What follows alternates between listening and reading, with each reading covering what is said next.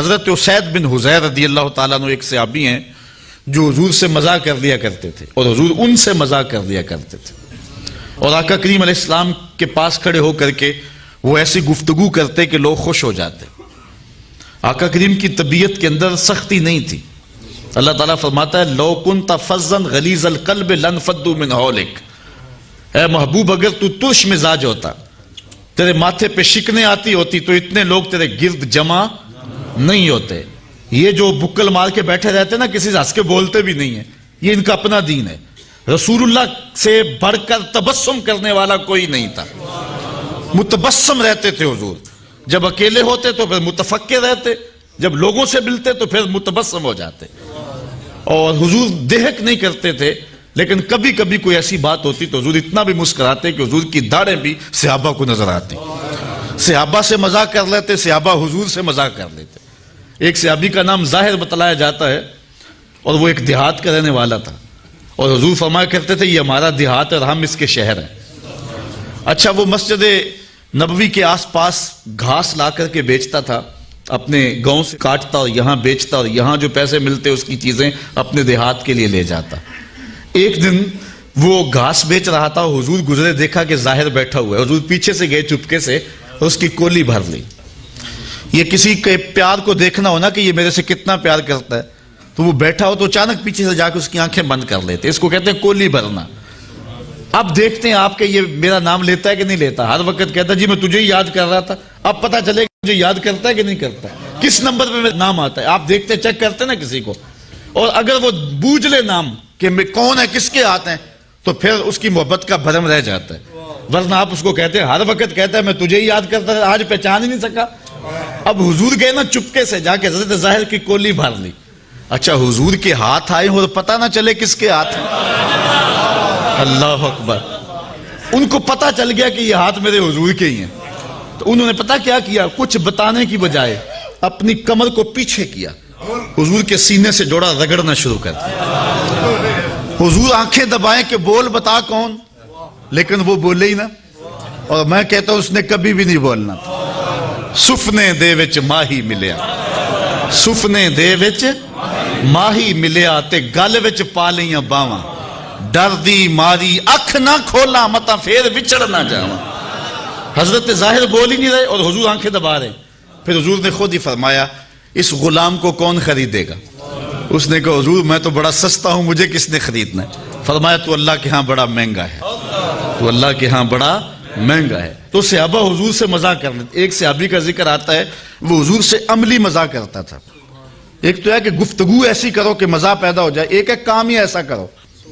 وہ جاتا منڈی میں سبزی خرید لیتا، کوئی نیا پھل آتا خرید لیتا، حضور کی خدمت میں آ کے ہدیہ پیش کرتا، حضور قبول کرتے، خود کھاتے، جو پاس بیٹھے ہوتے ان کو کھلا دیتے۔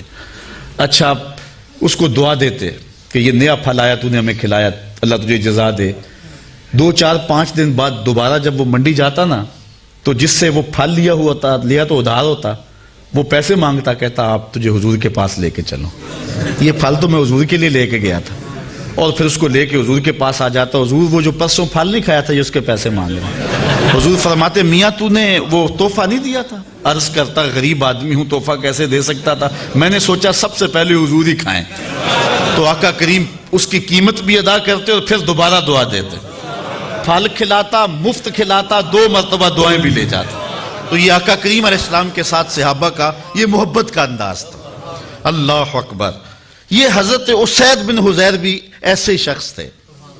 اچھا، ایک دن کھڑے کھڑے حضور علیہ السلام سے باتیں چل رہی ہیں، تو حضرت اسید بن حضیر کے پہلو سے کپڑا ہٹا ہوا تھا، تو یہ ایسی باتیں سنا رہا ہے کہ لوگ خوش ہو رہے ہیں، لوٹ پوٹ ہو رہے ہیں۔ حضور نے اپنے ہاتھ کو ان کے پہلو پہ مارا، کہا چل بس بھی کر اب۔ تو حضرت حضیر کا رنگ جو ہے ایک دم بدل گیا۔ عرض کی حضور میں نے بدلہ لینا ہے۔ سب حیران ہے کہ حضیر کیا کہہ رہے ہیں، ابھی ہنس رہے تھے، اب کہتے ہیں میں بدلہ لینا ہے۔ حضور ناراض نہیں ہوئے، حضور نے فرمایا لے لے بھائی۔ اس نے کہا نہ، جب آپ نے مجھے تھپڑ رسید کیا تھا نا، تو میرا کش جو تھا، میرا جو پہلو تھا وہ برہنہ تھا، ننگا تھا، اس کے اوپر کپڑا نہیں تھا۔ حضور نے کپڑا ہٹا دیا۔ اللہ اکبر۔ جب کپڑا ہٹایا نا، سارے صحابہ کو غصہ آ رہا حضرت اسید پہ، یہ کیا کرنے لگے؟ لیکن جب حضور کا کپڑا ہٹا نا اور گوری گوری حضور کے پہلوؤں کی وہ رنگت اور جھلک دکھائی دی.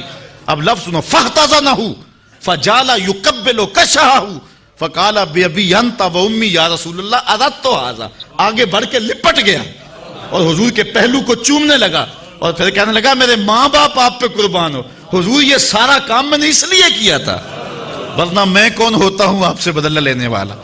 اللہ اکبر. خندق کے موقع پر بھی صحابہ نے حضور علیہ السلام کے مبارک بطن کو دیکھا تھا اور حضور کے بطن پہ بندھے ہوئے پتھر بھی انہوں نے دیکھے تھے. اس کے علاوہ بھی کئی ایسے مقامات آئے کہ صحابہ نے حضور کا بطن اقدس بھی دیکھا ہے، حضور کی پشت بھی دیکھی ہے. حضرت محرش بن عبداللہ روایت کرتے ہیں کہ حضور علیہ السلام کو میں نے ایک دن احرام باندھتے ہوئے دیکھا حج کا. تو جب حضور علیہ السلام احرام باندھ رہے تھے تو میں نے حضور کی پشت دیکھ لی.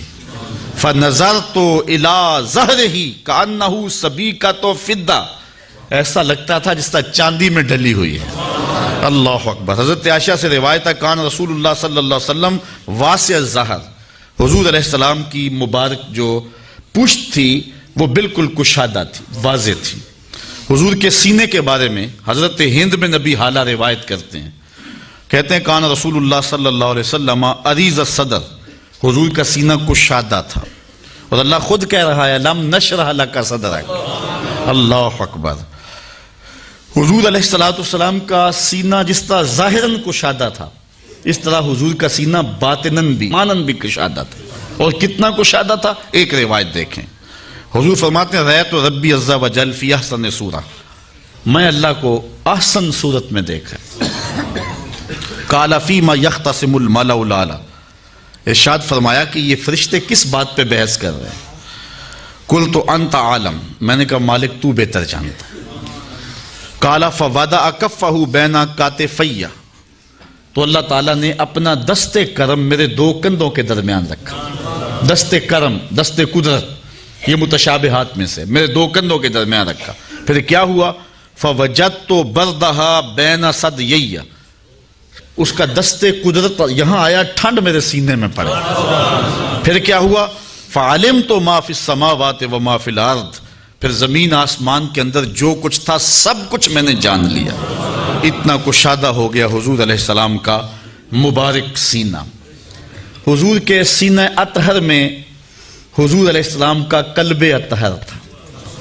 اچھا، اعلیٰ حضرت کا سلام آپ ہر جمعۃ المبارک کو سنتے ہیں، اس میں حضور کے معجزات کا بھی بیان ہے اور حضور کے پائے انور سے لے کر کے حضور کے سر انور تک حضور کے ایک ایک عضو کا حسن بھی بیان ہوا ہے. کبھی ہونٹوں کا ذکر کرتے ہیں، پتلی پتلی گلے قدس کی پتیاں، ان لبوں کی نزاکت پہ لاکھوں سلام. کبھی سر کا ذکر کرتے ہیں جس کے آگے سرے سروراں خم رہے. کبھی حضور علیہ السلام کی آنکھوں کی اور حضور کی ناک کا ذکر کرتے ہیں، نیچی نظروں کی شرم و حیا پر درود، اونچی بینی کی رفت پہ لاکھوں سلام. کبھی ہاتھوں کا ذکر، ہاتھ جس سمت اٹھے غنی کر دیا، موج بحر سماحت پہ لاکھوں سلام. کبھی سینے کی، کبھی پشت مبارک کی، کبھی کندھوں کا ذکر، ایک ایک عضو کا ذکر کیا. لیکن اعلیٰ حضرت جب دل پہ آئے نا، حضور کے قلب اطہر پہ، پھر اعلیٰ حضرت چپ ہو گئے. پھر قلم نے جنبش کی تو میرے امام نے لکھا دل سمجھ سے ورا. ہر عضو کا کوئی نہ کوئی قصیدہ میں نے لکھا ہے، لیکن اب دل کے بارے میں کیا لکھوں؟ دل سمجھ سے ورا مگر یوں کہوں، غنچائے راز وحدت پہ لاکھوں سلام. جب شق صدر ہوا ہے نا حضور کا اور قلب اطہر نکالا گیا اور آب زمزم سے غسل دیا گیا، جس سال حضور جب معراج پہ جانا تھا تو جبریل امین نے دو لفظ کہے تھے حضور کے قلب اطہر کے بارے میں. وہی لفظ ملتے ہیں حضور کے دل کے بارے میں. اللہ اکبر. وہ بیان کرتے ہیں، امام بدر الدین عینی نے عمدۃ القاری شرح صحیح بخاری میں وہ لفظ لکھے ہیں. جبریل نے کہا واہ واہ قلب وکیع فیہ اذنان سمیعتان و عینان بصیرتان، واہ واہ کیسا دل ہے جس میں دو آنکھیں ہیں جو دیکھتی ہیں اور دو کان ہیں جو سنتے ہیں. اسی لیے فرمایا صحابہ اپنی صفیں سیدھی رکھا کرو، مت سمجھو کہ میں صرف آگے دیکھتا ہوں، جس طرح آگے دیکھتا ہوں میں پیچھے بھی دیکھتا ہوں، میں تمہارے رکوع بھی دیکھتا ہوں اور دلوں میں پیدا ہونے والے خشوع بھی دیکھتا ہوں. اور اقبال کہتا ہے چشم تو بی نندائے ما فی الصدور، اے فروغت صبح آثار و دہور، چشم تو بی نندائے ما فی الصدور، تیری نظر تو سینوں کے چھپے راز بھی دیکھتی ہے. تو یہ اللہ نے اپنے محبوب کے دل کو وہ نور دیا ہے. حضور نے فرمایا, حضرت عائشہ سے روایت ہے, تنام عینایا ولا ینام قلبی, میری آنکھیں سوتی ہیں دل نہیں سوتا رہتا. اسی لیے ہماری نیند وضو توڑ دیتی ہے, نبی کی نیند وضو نہیں توڑتی, اس لیے کہ دل تو جاگ رہا ہوتا ہے حضور کا.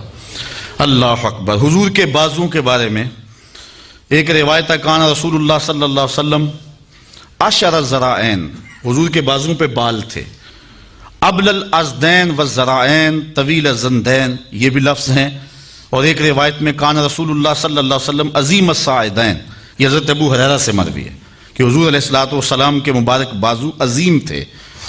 اور اعلی حضرت فرماتے ہیں, جس کو بارے دو عالم کی پرواہ نہیں, ایسے بازو کی قوت پہ لاکھوں سلام. حضور نے کنکر پکڑے اور کافروں پہ پھینکے.